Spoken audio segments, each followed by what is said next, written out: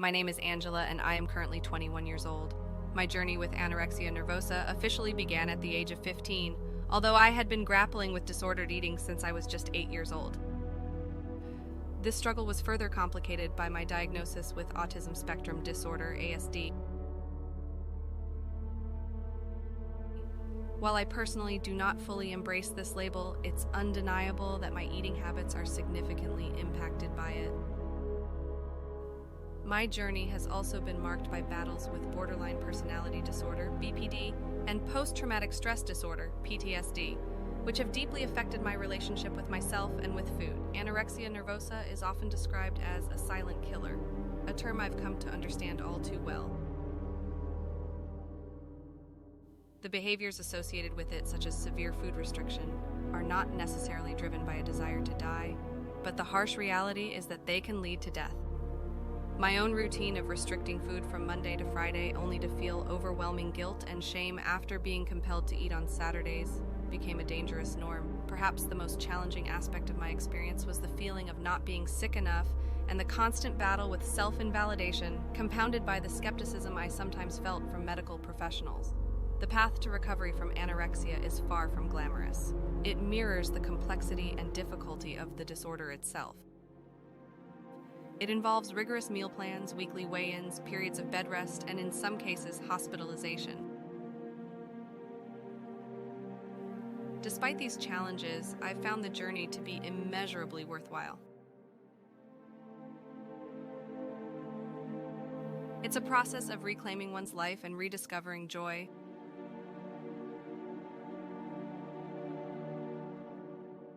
Social media, with its pervasive culture of thinspo, significantly hindered my recovery.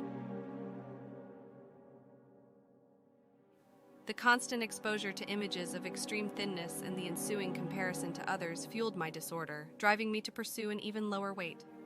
The algorithms of platforms like TikTok only exacerbated this issue, bombarding me with images of emaciated girls and reinforcing a narrow, harmful definition of beauty. This experience shrank my world and pressured me to conform to these unrealistic standards. Navigating the recovery from anorexia has been a long, arduous, and exhausting journey filled with more challenges than I could have anticipated. Recovery is not a linear process. It's fraught with twists, turns, and crossroads. Every day, I am faced with a critical decision: to continue on the path of recovery or to succumb to the destructive behaviors and mindset that promise happiness through lower weight. This decision is one I make daily, standing at the crossroads of progress and relapse. The unwavering support of my family has been the cornerstone of my recovery.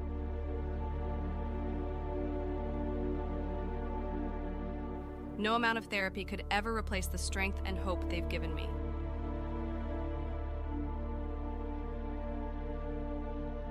Their unconditional support, the daily affirmations that my worth is not tied to my size, and the sheer determination in their eyes when I was hospitalized have been my beacon of hope. They've shown me that recovery is not just for my own sake, but also for the people who love and cherish me. My family's relentless support, their adaptation of meal plans to accommodate my ASD, and their refusal to let me fall back into harmful patterns have been instrumental in my journey. Though I initially resisted their efforts, looking back, I realized that their persistence was born out of love and a deep desire for my well-being. Engaging in physical activity and following positive recovery accounts have also played a crucial role in shifting my mindset. To anyone embarking on or currently navigating the path of eating disorder recovery, I implore you to strive for a change in mindset. The allure of an emaciated body and the validation sought from thinspo content do not define beauty or happiness. Restricting and purging only lead to a loss of control, spiraling further into the disorder. Gaining weight is not the catastrophe it seems to be. Rather, continuing down the path of disordered eating behaviors poses the real threat. This realization is grim, but it's a truth I confront every day as I fight to reclaim my life from the clutches of my eating disorder.